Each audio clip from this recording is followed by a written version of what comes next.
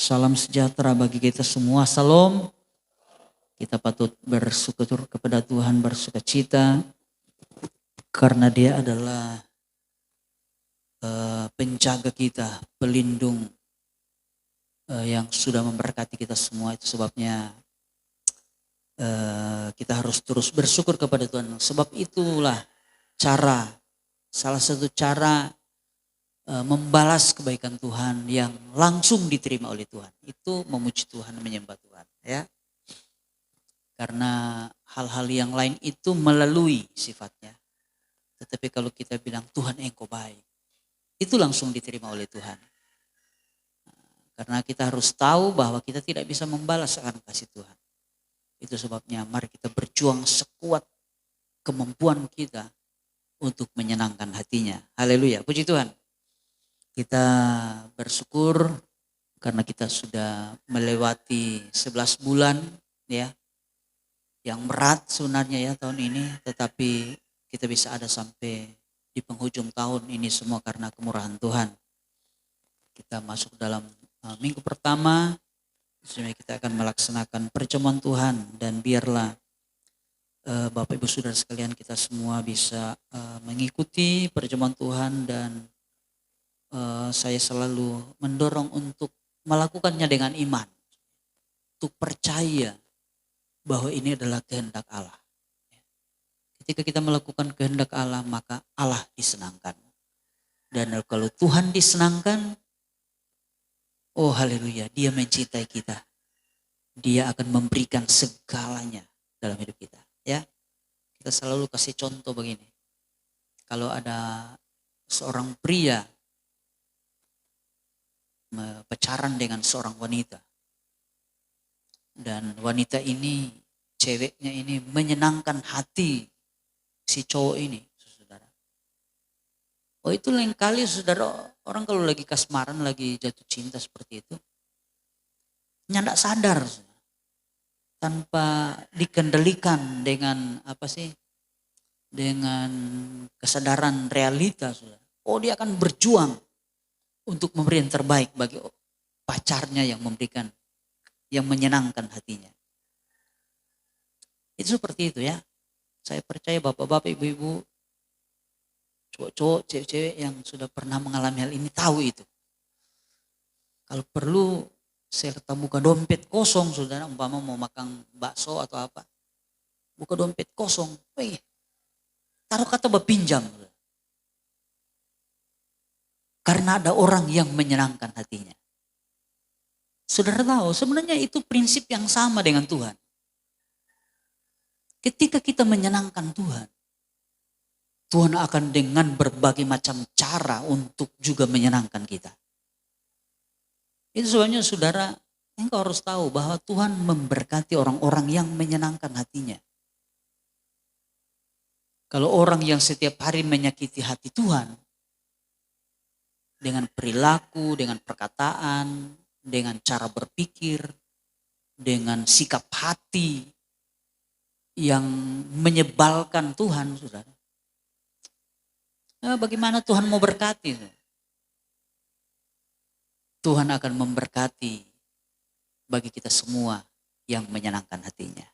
Haleluya. Walaupun yang seperti saya selalu bilang, ketika kita percaya Yesus, walaupun orang ini hidup talimburang, sembarang, Tuhan akan terus pelihara.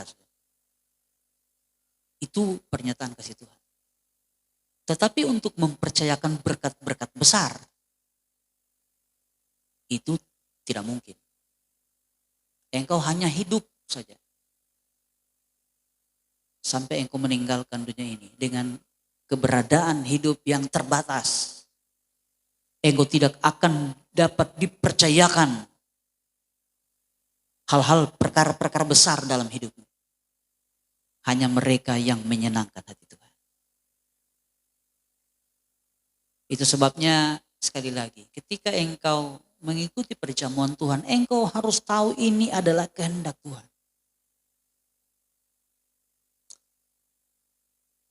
Makan dan minum tubuh dan darah Kristus, itu perintah Tuhan langsung. Yesus sendiri yang perintah kepada murid-muridnya, lakukan ini untuk mengingat aku. Itu perjamuan Tuhan. Soalnya saudara, engkau jangan anggap perjamuan ini merupakan tradisi gereja, kebiasaan gereja. Tidak. Ini perintah Tuhan. Istilah yang lain, ini adalah kehendak Bapa. Dan yang namanya Tuhan itu hubungannya, kalau kita punya hubungan dengan Tuhan itu cuma satu yang bisa menghubungkan kita dengan Tuhan, yaitu iman atau percaya. Karena tanpa iman tidak berkenan kepada Tuhan. Jadi begini, walaupun orang ikut perjamuan Tuhan ya, tapi tidak mengikuti perjamuan Tuhan dengan iman, tidak percaya bahwa ini tubuh Kristus, ini darah Kristus. Kita tidak percaya, kita pikir, ini roti biasa. Ini anggur biasa, ada beli di toko kok.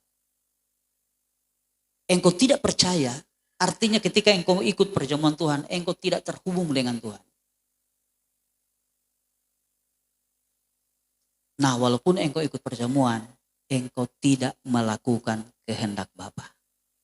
Itu sebabnya melakukannya harus dengan iman. Harus percaya bahwa ini adalah kehendak Tuhan. Ketika kita melakukan dengan iman, haleluya, maka kita menyenangkan Tuhan. Dan orang yang menyenangkan Tuhan, engkau diberkati Tuhan. Haleluya. Semakin banyak firman yang engkau tangkap dan engkau praktekkan dengan iman kepada Tuhan, maka engkau akan semakin dewasa di dalam pertumbuhan. Dan semakin engkau dewasa, semakin Tuhan akan mempercayakan perkara-perkara besar dalam hidupmu. Semakin Tuhan akan mempercayakan berkat-berkat yang lebih besar lagi. Ya. Tetapi kalau kita tidak bertumbuh, itu yang sering saya katakan. Ketika kita percaya kepada Yesus, ya. Ketika kita percaya kepada Yesus, kita ini dikatakan menjadi orang yang lahir baru, menjadi bayi-bayi rohani. Bayi rohani itu anak Tuhan. Bayi rohani itu anak Tuhan. Tetapi masih bayi. Perlu bertumbuh secara rohani. Karena kalau tidak bertumbuh saudara, itu yang disebut dengan anak yang cacat. Kalau saudara punya anak, baby umur 1 bulan, ketika dia lapar dia, mama kasih dot, minum, dia. Itu wajar. Tapi kalau dia sudah 21 tahun, kong dia lapar dia, itu anak apa sudah? Cacat.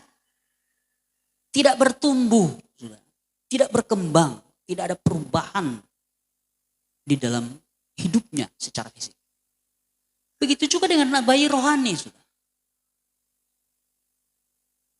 Kalau secara rohani engkau tidak bertumbuh, tidak ada perubahan dalam hidup, tidak ada pertobatan dari hari ke hari. Ya. Dulu sebelum lahir baru, hidupmu hidup kacau balau, tukang dusu istri di jalan, tiap hari Natal bagate, ya, bakar lota kiri kanan, serta selahir baru masih babegitu. 20 tahun sesudah dia lahir baru masih babegitu sudah. Apa artinya?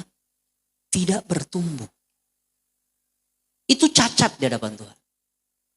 Kita memang akan dipelihara Tuhan, tetap dipelihara, namanya juga anak. Pasti dipelihara. Coba saudara punya anak cacat, umur 21 tahun masih oi-oi. Apakah saudara kasih tinggal di tong sampah? Tidak. Pasti engkau akan pelihara. Begitu juga dengan Tuhan. Tuhan itu Bapa kita yang baik. Walaupun kita cacat, Tuhan akan terus pelihara. Yang menjadi perbedaan anak cacat dan anak yang sempurna bertumbuh menjadi dewasa adalah kepercayaan. Kalau orang tua punya mobil Mercy, tidak mungkin dia kasih kunci pak anak yang cacat. Kenapa? Nah, pasiar jadi bitinuris dengan apa? Tamang-tamang. Walaupun punya bapak itu punya anak. Tetapi Bapak tidak akan mempercayakan sesuatu yang besar bagi anak yang cacat. Anak yang tidak bertumbuh. Begitu juga dengan Tuhan. Oh Tuhan Tuhan punya berkat yang luar biasa. Oh luar biasa, sangat banyak. Dan dia sanggup memberkati semua manusia di dunia ini. Tetapi kenapa ada anak Tuhan yang sepertinya tidak diberkati? Bukan Tuhan tidak mau diberkati. Tetapi dia belum cukup dewasa untuk dipercayakan berkat-berkat yang besar. Itu sebabnya anak-anak Tuhan harus bertumbuh menjadi dewasa di hadapan Tuhan. Agar supaya kita dapat dipercayakan berkat-berkat besar yang sudah disiapkan oleh Bapa yang baik itu bagi kita semua. Sebagai anak-anaknya. Haleluya. Itu sebabnya saudara kita harus bertumbuh. Sekali lagi untuk bertumbuh kita harus punya banyak firman. Dan harus berjuang untuk melakukannya dengan iman kepada Tuhan. Karena sekali lagi menghubungkan kita dengan Tuhan itu adalah iman. Sebesar apa iman kita, sebesar itu juga karunia-karunia Allah yang akan mengalir dalam hidup kita. Nah pagi hari ini kita akan belajar satu bagian firman Allah di seputaran kematian Tuhan. Ya, saya sudah beberapa bulan ini setiap perjamuan Tuhan saya menerangkan ini agar supaya kita anak-anak Tuhan mengerti kenapa ini kisah-kisah ini dicatat dalam Alkitab. Apa DP guna? Gitu ya. Itu sebabnya pagi hari ini satu bagian saya ingin terangkan kepada kita. Bagaimana kita menyikapi atau mengimani kematian Tuhan dalam hidup kita. Apa yang harus yang diinginkan Tuhan untuk kita capai ketika kita punya iman terhadap kematian Tuhan. Nah itu sebabnya sebelum melanjut saya rindu kita akan membaca beberapa ayat yang saya ambil di dalam Injil Lukas pasal 23. Injil Lukas pasal 23 saya rindu kita akan membaca ayat 44 sampai ayat yang ke-49. Sekali lagi Lukas pasal 23 ayat 44 sampai ayatnya yang ke-49. Saya rindu kita akan membacakan bergantian ayat-ayat ini. Saya akan membacakan ayat 44. Bapak Ibu Saudara sekalian membaca ayat 45 dan kita bergantian sampai ayat yang ke-49. Dari Injil Lukas pasal 23. Lembaga Alkitab Indonesia dalam terjemahan baru memberikan judul Yesus Mati. Saya akan memulai membaca ayat yang ke-44 berbunyi demikian. Ketika itu hari sudah kira-kira jam 12. Lalu kegelapan meliputi seluruh daerah itu sampai jam 3.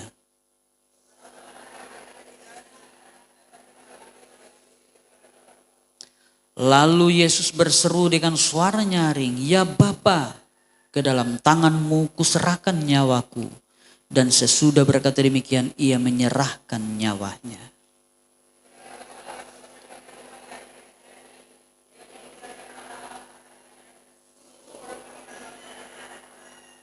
Dan sesudah seluruh orang banyak yang datang berkerumun di situ untuk tontonan itu, melihat apa yang terjadi itu, pulanglah mereka sambil memukul-mukul diri.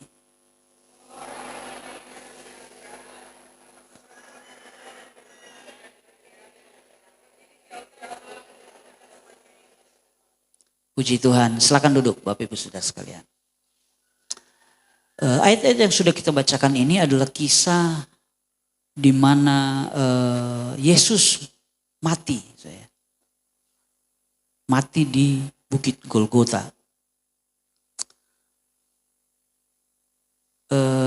Ada beberapa pendapat, baik orang Kristen maupun non-Kristen. Mereka berpendapat bahwa Yesus sebenarnya tidak mati. Ya, antara lain kalau golongan Kristen, saudara, ada sebuah paham yang biasa yang dikenal dengan teologi liberal. Orang-orang yang penganut teologi liberal ini adalah orang-orang yang menafsir firman berdasarkan filsafat. Karena mereka menganggap filsafat itu adalah di atas segalanya. Itu filsafat itu adalah perenungan pemikiran, logika tertinggi manusia. Itu filsafat. Dan mereka mencoba menelaah dengan otak mereka bahwa yang namanya Tuhan itu tidak mungkin mati. Tidak bisa mati. Itu sebabnya saudara banyak ajaran-ajaran teologi liberal hari-hari ini yang bertebaran di mana-mana, khususnya di internet, lewat YouTube, lewat situs-situs tertentu. Makanya saya selalu ingatkan kepada umat Tuhan, kalau engkau mau belajar teologi di internet, itu harus berhati-hati. Karena di sana tidak semua itu kebenaran yang diangkat berdasarkan firman Allah. Ada banyak penafsiran logika manusia di sana, termasuk ajaran teologi liberal. Mereka katakan bahwa Yesus itu tidak mati. Dan mereka mulai mencari fakta-fakta dan mulai membaca Alkitab untuk membuktikan pernyataan mereka bahwa Yesus tidak mati. Tetapi sebenarnya saudara, kalau kita baca dalam firman Allah, Yesus itu bukan mati seperti manusia mati. Karena manusia ketika mati, saudara, di dalam Alkitab dicatat bahwa seseorang ketika mau mati, itu ada malaikat maut yang akan mencabut nyawanya. Jadi kalau kita mau mati, saudara, waktu kita mau mati, ada malaikat maut yang akan mencabut nyawa. Tetapi Yesus berbeda. Yesus bukan malaikat maut yang datang cabut nyawa Yesus, bukan. Tetapi dari pembacaan kita sudah baca bahwa sebenarnya Yesuslah yang menyerahkan nyawanya kepada Tuhan. Dia yang menyerahkan nyawanya kepada Bapa. Itu sebabnya dia mati. Dan dia mati ini bukan masalah keilahiannya. Tetapi dia mati di bagian manusianya. Kita tahu bersama bahwa Yesus itu adalah Allah sejati dan manusia sejati. Ya, ada yang bilang Allah 100% dan manusia 100%. Tetapi kalau pakai presentasi, saudara, ada yang suka nyangga ya. Para orang ahli-ahli pikir bilang, oh masa berarti itu Yesus 200% dong. Makanya istilah itu dimentahkan, diganti dengan Allah sejati dan manusia sejati. Kenapa dia menjadi Allah sejati dan manusia sejati? Karena kelahirannya. Ya, kita sekarang kan lagi merayakan kelahiran. Yesus itu lahir bukan berdasarkan benih seorang manusia, bukan benih Yusuf, bukan. Tetapi dia Roh Kudus. Jadi Roh Kudus, karena seorang manusia kita semua ini terjadi karena benih. Kalau tidak ada benih, tidak ada manusia. Jadi manusia itu jadi karena benih. Nah, benih yang ada di dalam rahim Maria, itu benih dari Roh Kudus. Itulah Allah. Allah yang masuk di dalam rahim Maria. Tetapi dia juga manusia. Kenapa? Karena yang dibuahi adalah sel telur dari Maria. Tapi yang membuahi adalah Roh Kudus. Itu sebabnya dia punya faktor manusia dan punya faktor Allah dalam hidupnya. Allah sejati dan manusia sejati. Makanya beberapa tahun yang lalu saya pernah membaca sebuah artikel tentang penelitian kromosom atau apa sih? Yang genetika itu saya lupa istilahnya. Yang terdapat di darah menurut mereka itu darah Yesus. Karena memang saudara akhirnya ditemukan itu darah Yesus. Ya, darah Yesus ditemukan di bawah Bukit Golgota. Ternyata saudara menurut sejarah ya. Bahwa waktu sekitar tahun 700 sampai 600 sebelum Masehi, itu bangsa Israel itu diserang oleh bangsa Babel. Dan mereka dibuang oleh Tuhan ke Babilonia. Nah, ada imam-imam penjaga bait Allah waktu itu ketika Yerusalem sudah dikepung. Itu mereka membawa lari tabut perjanjian. Saudara tahu tabut perjanjian ya? Tabut perjanjian. Mereka bawa lari dan mereka sembunyikan di bawah gua ya. Yang punya di gua yang punya banyak pintu di kota Yerusalem. Dan mereka masukkan ke situ. Dan saudara tahu hasil penyelidikan para ilmuwan, ternyata saudara gua itu di atasnya itulah Bukit Golgota tempat Yesus disalib. Kita tahu bersama bahwa bangsa Israel itu dosanya diampuni ketika imam besar memercikan darah ke mezbah. Ketika darah itu dipercikan, maka dosa bangsa Israel dihapus oleh Tuhan. Nah, itulah cara Tuhan menghapus dosa manusia. Ketika Tuhan Yesus disalib di atas Bukit Golgota, tetesan darah Yesus itu masuk menembus liang-liang batu itu, tembus sampai di mezbah, tempat yang disembunyikan mezbah di bawah itu, ya. Dan darah Yesus terpercik ke atas mezbah. Itu sebabnya dosa manusia dihapuskan. Dan Yesus hanya perlu berkorban sekali untuk semua orang dan selamanya, ya. Karena kalau bangsa Israel, saudara, mereka setiap tahun harus mempersembahkan persembahan untuk penyucian dosa. Tapi kalau kita tidak perlu, Tuhan sekali untuk selama-lamanya. Nah, jadi Bapak Ibu Saudara sekalian, Yesus Kristus itu ketika mereka temukan darah itu sudah yang menetes ke bawah Bukit Golgota itu, mereka periksa darah itu. Di sana ada sel genetika itu ya, yang ada kromosom X dan Y. Ya. Kalau X itu benih, kromosom benih dari bapak, Y itu kromosom ibu. Ya, kalau saya tidak salah begitu ya, saya sudah agak lupa ingat karena sudah beberapa tahun lalu saya pernah baca. Nah, ketika mereka teliti, kalau kita manusia normal ya, itu kalau saya tidak salah punya 23 kromosom X dan 23 kromosom Y. Maaf ya, X itu ibu, Y itu bapak. Ya, kalau saya tidak salah begitu. Jadi ada 23 pasang. 23 atau 22 pasang kromosom. Itu kalau manusia kita semua punya kromosom yang sama. Ada pasangan X dan Y. Itu sama jumlahnya. Tetapi darah yang mereka teliti di celah batu di Bukit Golgota itu ada darah Yesus menurut mereka ya. Dan ketika mereka bawa di lab dan diperiksa, itu sel kromosomnya itu berbeda dengan kromosom manusia normal. Karena dia punya X 22 atau 23 saya lupa, dan Y itu cuma 1. Tidak seperti manusia normal. Kenapa? Dia hanya menerima kromosom dari ibu.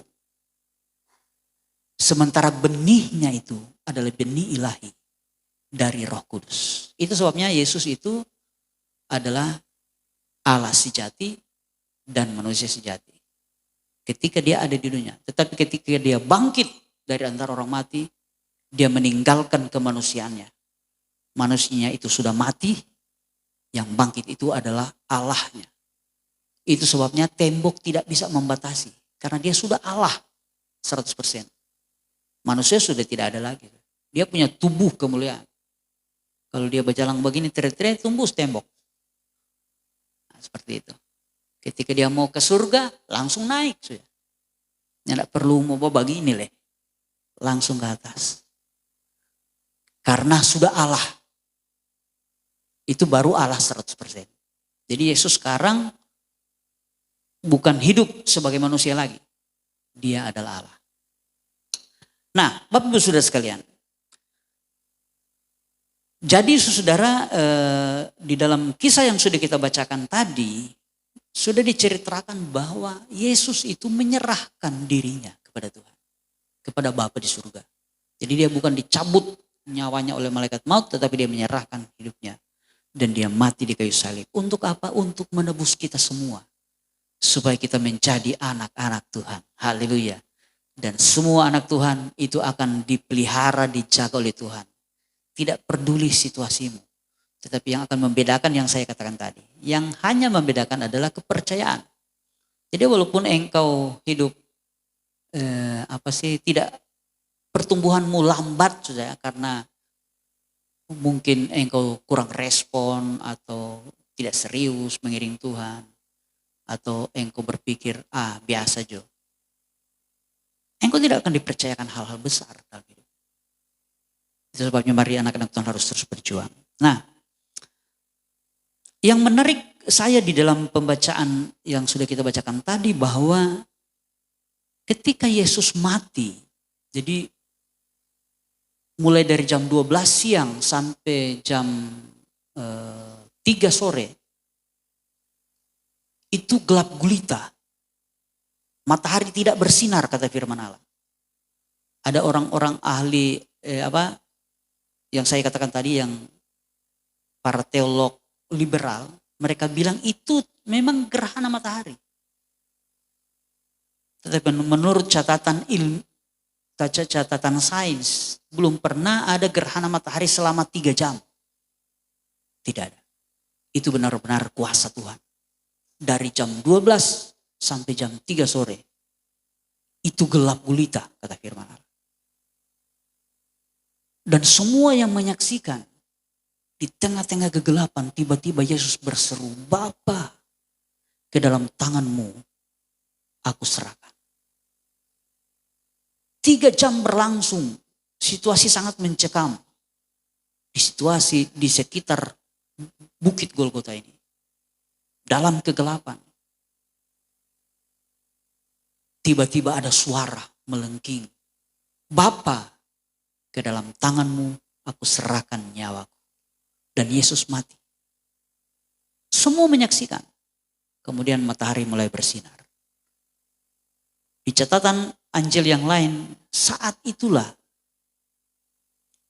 tirai di bait Allah, di bait suci itu terbelah.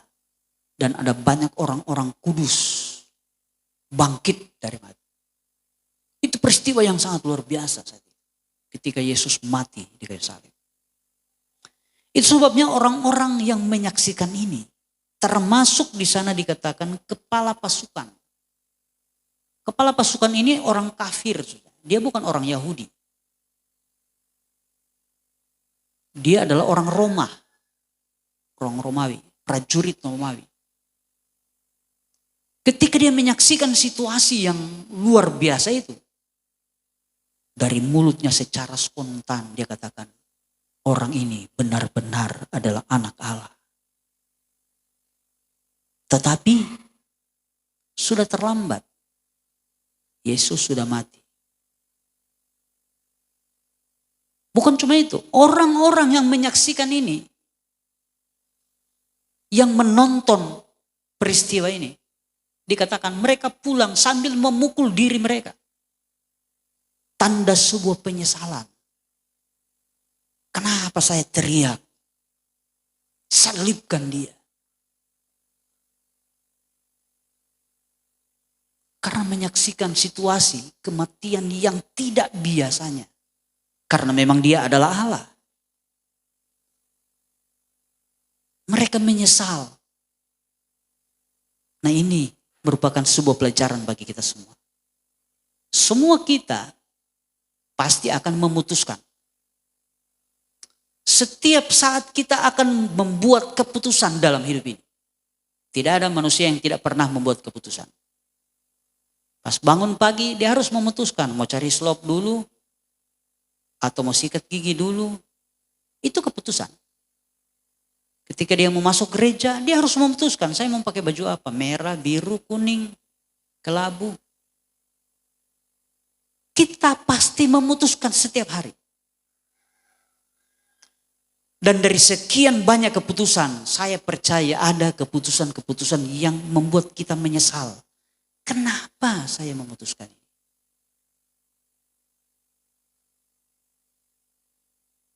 Kenapa seperti itu? Bahkan ada suami istri sudah puluhan tahun menikah. Tiba-tiba istri bilang, seorang istri bilang, aduh kita menyesal kawin dengan dia. Ada ibu-ibu seperti itu?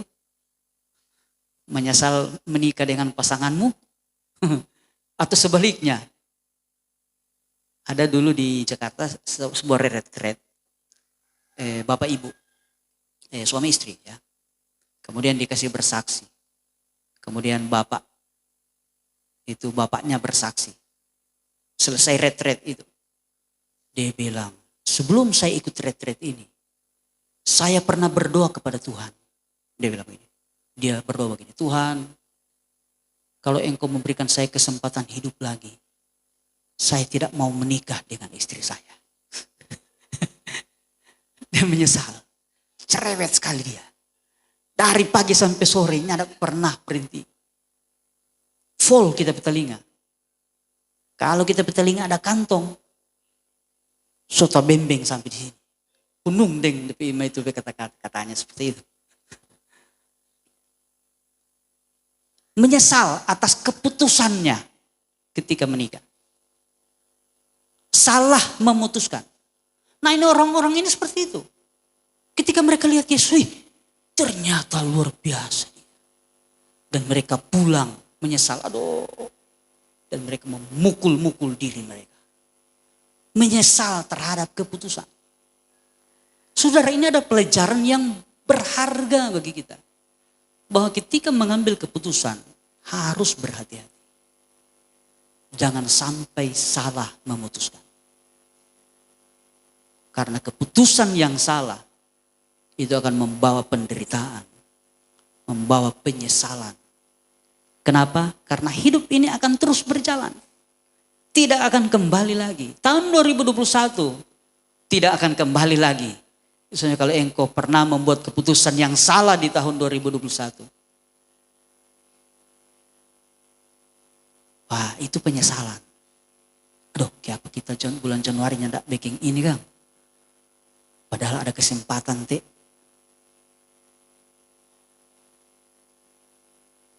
Jadi sekali lagi ini pelajaran. Ketika kita membuat keputusan, harus membuat keputusan yang benar. Tetapi saudara, saya mau katakan begini. Bahwa Tuhan kita itu adalah Tuhan yang ajaib. Dia Tuhan yang luar biasa. Ya. Walaupun kita sudah salah mengambil keputusan, saya mau bilang begini, jangan tinggalkan Tuhan. Walaupun sudah salah ambil keputusan. Menyesali oke. No problem. Tetapi jangan dengan penyesalanmu, engkau membuat keputusan kedua, keputusan yang salah untuk kedua kalinya. Karena di Alkitab, di seputaran kematian Yesus, itu ada 2 orang murid yang salah mengambil keputusan. Yaitu Yudas dan Simon Petrus. Yudas memutuskan untuk menyerahkan Yesus. Ketika Yesus sudah dijatuhi hukuman mati, Yudas menyesal terhadap keputusannya. Tetapi ketika dia salah mengambil keputusan dan menyesali terhadap keputusannya, dia membuat keputusan kedua yang juga sama. Kalau istilah bilang, sama tololnya dengan keputusannya yang pertama. Yaitu dia membunuh diri, menggantungkan diri. Sampai catatan firman Allah, dia jatuh terkelungkup, perutnya terbelah dan teripangnya, ususnya itu terurai ke tanah. Sangat menyedihkan. Nah kita anak-anak Tuhan jangan seperti itu. Jadilah pribadi, boleh menyesal. Karena kita namanya juga kita manusia ya, bisa saja salah. Tetapi ketika kita sudah salah, jangan pakai akal saudara. Datang kepada Tuhan. Berjumpa dengan Tuhan. Itulah yang dilakukan oleh Simon. Simon Petrus juga pernah salah keputusan. Ketika dia memutuskan untuk menyangkali Yesus. Sampai 3 kali dia sangkali Yesus. ketika ayam berkokok, dia teringat peringatan dari Tuhan. Dia lihat Yesus dan mata mereka beradu. Simon teringat dan dia menangis tersusun. Dia menyesali terhadap keputusan yang sudah diambil. Haleluya. Tetapi Simon Petrus tidak seperti Yudas. Dia tidak cepat-cepat membuat keputusan bodoh berikutnya. Tetapi dia akhirnya berjumpa dengan Tuhan. Ketika dia berjumpa dengan Yesus. Simon menjelma menjadi pribadi yang luar biasa. Simon Petrus menjadi rasul yang sangat besar. Kenapa? Keputusannya yang salah pertama. Ketika dia berjumpa dengan Yesus, dia membuat keputusan yang bijaksana. Kenapa? Karena dia berjumpa dengan Tuhan. Itu sebabnya Bapak Ibu Saudara sekalian, kalau kita sudah salah membuat keputusan, mungkin seperti saya katakan, mungkin tahun 2021 ini engkau sudah pernah sekali dua kali membuat keputusan yang salah. Ya, di dalam keluarga mungkin, di dalam bisnis mungkin, di dalam pekerjaan mungkin, atau untuk kesehatanmu. Karena ada kan orang yang salah ambil keputusan tentang kesehatannya. Pas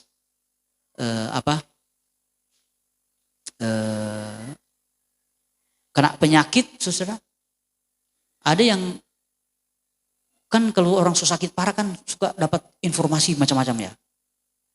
Mesti ke dokter inilah, ke dokter ini, atau ke dukun sini, atau makan buah apalah, atau rebus daun ini, dan segala macam.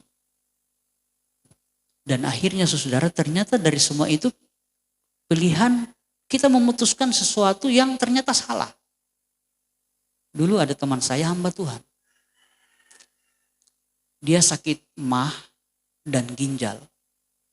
Dan mereka ajar sebuah daun ya.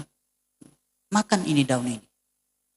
Ambil pucuknya dan kunyah. Namanya juga daun begitu kan nyada ada DP resep. Nyada DP resep. Kalau dari dokter kan ada bilang, mesti minum pagi dan malam. 1 pagi 1 malam. Atau 1 pagi 1 siang 1 malam. Atau 2 pagi 2 malam. Itu dosis sebenarnya ya. Ini boleh pas dokter kasih minum 1 pagi. Kalau saudara ambil 17 biji kalau minum 1 kali. Itu tidak boleh. Karena dosisnya. Tapi kalau daun begitu tuh tidak ada dosis. Betul ya? Jadi saudara teman saya ini. Maaf dia waktu itu sakit ginjal. Dia sakit ginjal. Dan orang kasih daun. Dan karena dia pengen cepat sembuh saudara. Detik-detik dia ambil itu daun. Dia lihat daun, ambil makan. Lihat dia ambil makan. Makan terus. Akhirnya sakit. Pas diperiksa saudara, lambungnya ini dan ususnya itu kotor. Penuh dengan daun-daun di dalam. Kelewatan dosis. Akhirnya dia bukan sakit ginjal lagi, tapi sakit usus. Ususnya jadi sakit. Karena kebanyakan itu makan daun. Nah ini keputusan yang salah sudah ya. Salah memutuskan. Nah mungkin saudara pernah salah memutuskan seperti itu. Ketika engkau sakit, engkau salah memutuskan. Untuk melakukan apa. Atau dalam rumah tanggamu. Engkau pernah salah memutuskan sampai rumah tanggamu hancur. Bisnismu, engkau pernah salah memutuskan sampai bisnismu hancur. Ya ada orang-orang seperti itu begitu kan. Di Jakarta saya pernah dengar banyak cerita tentang pengusaha yang tadinya pengusaha sukses hanya beberapa bulan bangkrut karena yang salah memutuskan. Mereka berinvestasi atau kalau banting setir. Jadi dia punya usaha ini, dia tutup usahanya, dia ganti usaha yang baru karena rasa sudah punya modal besar. Akhirnya modal usaha pertama ini yang bikin dia maju, dia tutup. Karena tergiur dengan usaha yang lain. Dia jual semua ini, aset semua, dia beli aset yang baru, bikin dan akhirnya bangkrut dan habis semuanya. Banyak seperti itu sudah di Jakarta. Bukan cuma satu dua, banyak. Kenapa? Salah mengambil keputusan. Nah, saya mau bilang begini, mungkin di tahun ini atau tahun-tahun sebelumnya, engkau sudah pernah salah mengambil keputusan. Saya mau bilang begini hari ini, jangan buat keputusan yang sama bodohnya. Mari datang kepada Tuhan. Sebelum engkau mengambil keputusan, berjumpa dengan Tuhan. Saya percaya engkau akan jadi seperti Simon Petrus. Simon Petrus ketika dia berjumpa dengan Yesus. Haleluya. Mulai saat itu ketika Tuhan bilang, apakah engkau mengasihi aku? Simon Petrus bilang, saya mengasihi engkau. Sampai 3 kali. Dan Petrus sampai menangis. Oh Tuhan, engkau tahu bahwa saya mengasihi engkau. Tuhan bilang, gembalakanlah domba-dombaku. Ketika dia mendengarkan firman ini, Simon Petrus punya keputusan yang baru berdasarkan firman Allah. Dia tidak pernah menyangkal Tuhan lagi. Bahkan ketika dia mau disalib, ini menurut cerita secara Alkitab, secara kekristenan. Ketika dia mau disalib, dia bilang begini, saya jangan disalib seperti Tuhan saya. Kepala di atas, saya harus salib dengan kepala di bawah. Itu sebabnya Simon Petrus itu salibnya kepala di bawah. Mereka bikin salib, kalau saudara suka lihat-lihat di gambar ya di internet. Itu salibnya X begini. Dan kakinya di atas, tangan di bawah kepala. Kegantung. Dia disalib seperti itu. Sampai mati. Dan dia tidak salah membuat keputusan lagi. Kenapa? Karena dia berjumpa dengan Tuhan. Haleluya. Pagi hari ini, mari putuskan yang benar. Tetapi kalau sudah salah memutuskan, jangan buat keputusan baru yang sama bodohnya. Saya mau katakan lagi. Jumpai Tuhan dan buat keputusan bersama Tuhan. Saya percaya hidupmu akan menjadi hidup yang luar biasa. Puji Tuhan, inilah firman Allah.